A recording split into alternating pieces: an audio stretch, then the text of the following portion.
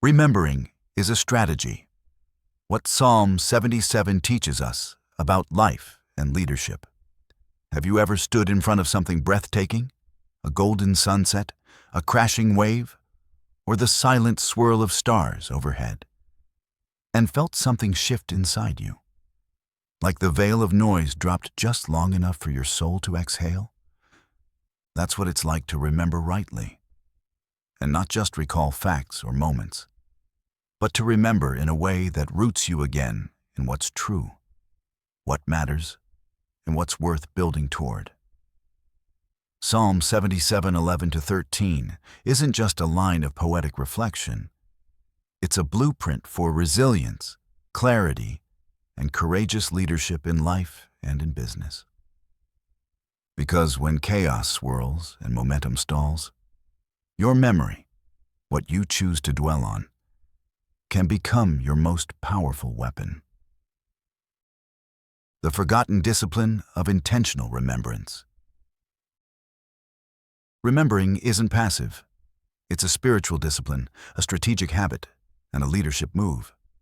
In Psalm 77, Asaph is in deep distress, sleepless, questioning, spiritually frayed. Sound familiar? For the business leader navigating shifting markets, or the parent feeling the crushing weight of too much and too little all at once, it's not a stretch. Life gets cloudy, fast. But then something vital happens. Asaph shifts his focus. I will remember the deeds of the Lord. I will meditate on all your works and consider all your mighty deeds. This is not denial. This is the direction. This is choosing to look back, not as an escape, but as a way to move forward. When you feel stuck, look back at where God moved before. Look back at your track record of wins, your pivots, your breakthroughs. Because progress has a memory. And sometimes your future clarity lives in your past victories. Leaders don't just remember for nostalgia. They remember to re-anchor purpose. Memory as fuel for momentum.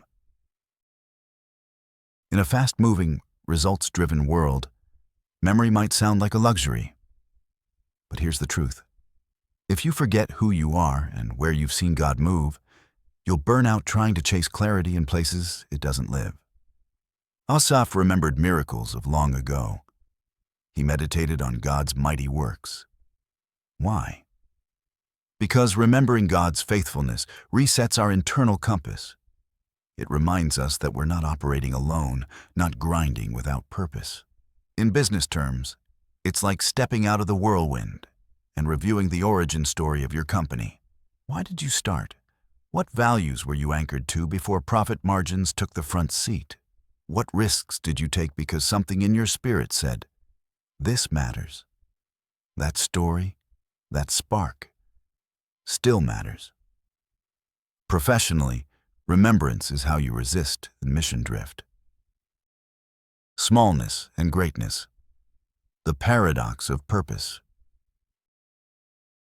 When Asaph recalls God's greatness, something profound happens. He remembers his smallness, and it comforts him. This is not about insignificance. It's about recalibration.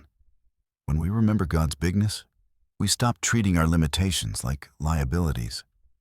Instead, they become the open door where grace walks in. Think of the CEO trying to control every outcome, or the creative struggling under imposter syndrome.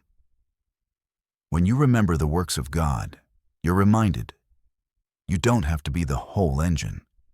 You're a steward, not a savior. And there is freedom in that. Relationally, this hits hard.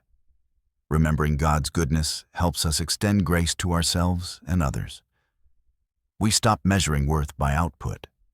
We begin to see people not as tasks or tools, but as image bearers, each with a story that's still unfolding. True remembrance leads to humility, and humility unlocks influence. Worship is the byproduct of right remembering. Here's something powerful. Remembering leads to worship, and worship, whether expressed in song or service or sacrifice, realigns your soul with what's eternal. In business, worship might not look like a song. It might look like radical generosity, integrity in a high-pressure deal, a decision to prioritize people over production. These are all acts of worship when they flow from a heart aligned with God's way. Because when you remember who God is and how He's moved in your life, you don't just gain clarity, you gain conviction. And conviction is what separates leaders who inspire from leaders who simply manage. Conviction is born in the furnace of remembrance. Take the time. You can't afford not to. Let me challenge you.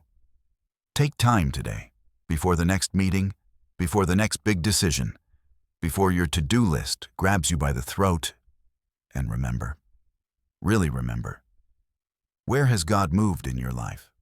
In your career? In your relationships? What doors opened that should have stayed shut? What crises turned into catalysts? Write them down. Speak them aloud. Teach them to your kids.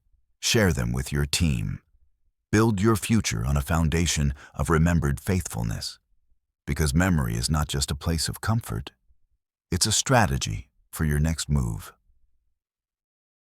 Don't just move forward. Anchor first. Momentum without memory is just motion.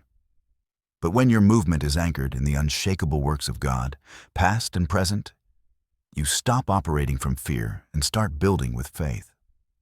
So, whether you're launching a new initiative, rebuilding a relationship, or just trying to keep your head above water, don't forget to remember. It's where your clarity, your confidence, and your courage begin again.